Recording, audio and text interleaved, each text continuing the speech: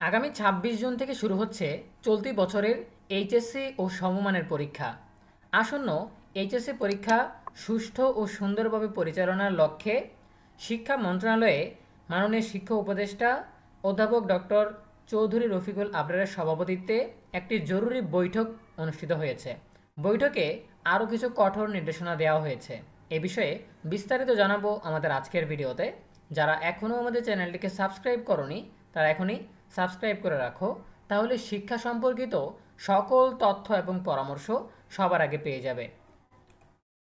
HSC পরীক্ষা কেন্দ্রের 200 গজের মধ্যে ইলেকট্রনিক ডিভাইস ব্যবহার নিষিদ্ধ। আমরা বিস্তারিত জানার জন্য একটু নিচে স্ক্রল করছি।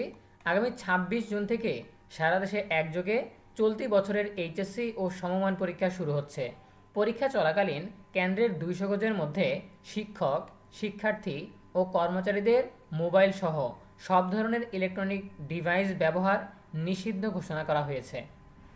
শিক্ষা উপদেষ্টা অধ্যাপক ডক্টর চৌধুরী রফিকুল আবরারের সভাপতিত্বে সম্প্রতি মন্ত্রণালয়ের সভাকক্ষে আয়োজিত সভায় এইচএসসি ও সমমানের পরীক্ষা সুষ্ঠু ও সুশৃঙ্খলভাবে আয়োজনের লক্ষ্যে এসব সিদ্ধান্ত নেওয়া হয়েছে।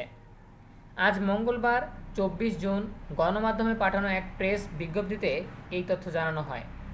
প্রেস বিজ্ঞপ্তিতে বলা হয়, সভায় প্রশ্ন ফাঁস ও ফাঁস সংক্রান্ত গুজব এবং পরীক্ষা চলাকালে পরীক্ষার্থীদের কাছে নকল সরবরাহে জড়িত ব্যক্তিদের বিরুদ্ধে আইনি ব্যবস্থা গ্রহণের সিদ্ধান্ত গৃহীত হয়েছে।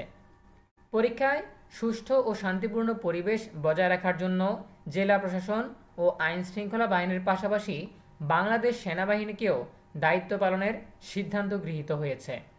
এই সময় সাইবার সংক্রান্ত অভিযোগের বিষয়ে সার্বক্ষণিক যোগাযোগের জন্য পরীক্ষা সংশ্লিষ্ট ব্যক্তিগণকে সাইবার পুলিশ সেন্টার সিআইডি বাংলাদেশের হটলাইন নম্বর যোগাযোগ করার জন্য সিদ্ধান্ত নেওয়া হয়েছে।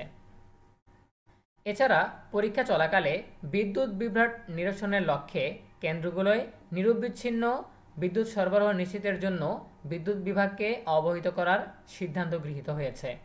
পরীক্ষা শুরুর কমপক্ষে 30 মিনিট পূর্বে শিক্ষার্থীকে অবশ্যই কেন্দ্রে প্রবেশ করতে হবে এবং এ সময়ের পর কোনো পরীক্ষার্থীকে পরীক্ষা কেন্দ্রে প্রবেশ করতে দেওয়া হবে না।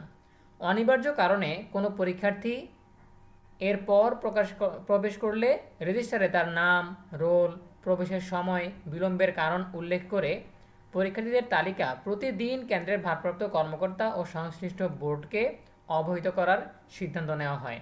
এছাড়া প্রাকৃতিক দুর্যোগের কারণে কোনো কক্ষে পরীক্ষা বিলম্বে শুরু হলে যত মিনিট পরে পরীক্ষা শুরু হবে পরীক্ষার্থীদের ততটুকু সময় প্রদান করার জন্য সিদ্ধান্ত হয়েছে।